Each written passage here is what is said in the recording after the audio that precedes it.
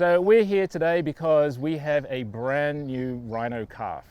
He is about 3 days of age and he is doing exceptionally well, and we just wanted to let everyone know how well he's actually doing. So this is actually my first rhino birth. I can say it was an absolute shock to see what was actually going on.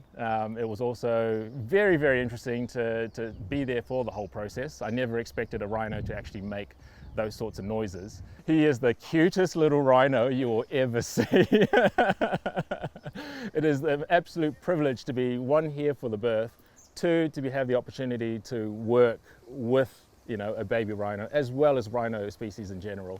But to see this for the first time is one of the most, I couldn't explain it, I couldn't put it into words. It's one of the most exciting things I've ever done. A colleague of mine had been on camera watch overnight, just checking on Jamila to see if and when her waters were going to break.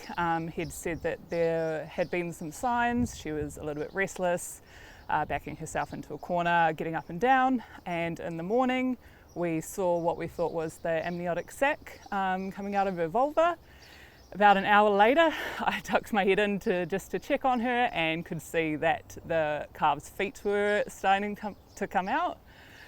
So I ran to get one colleague and I was on the phone to another one. Didn't realise it would be happening quite so quick. So yeah, all battle stations, and we had just enough time to get the team in there, get some cameras for some footage, and he was there. In regards to the actual birth itself, it was one of the fastest we've ever seen. So the little one has two elder sisters, one's 4 and one is 2.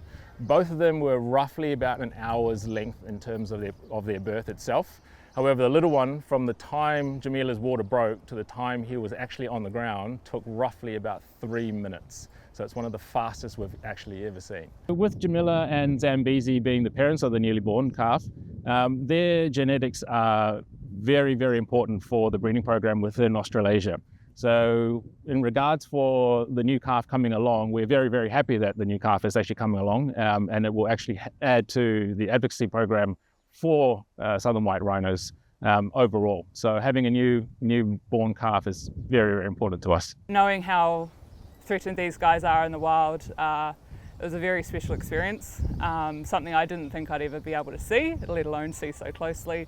And it's even better seeing it with rhinos that I've worked with for a few years now, seeing them go through the process of reproduction and the pregnancy all the way from start to finish has been really incredible.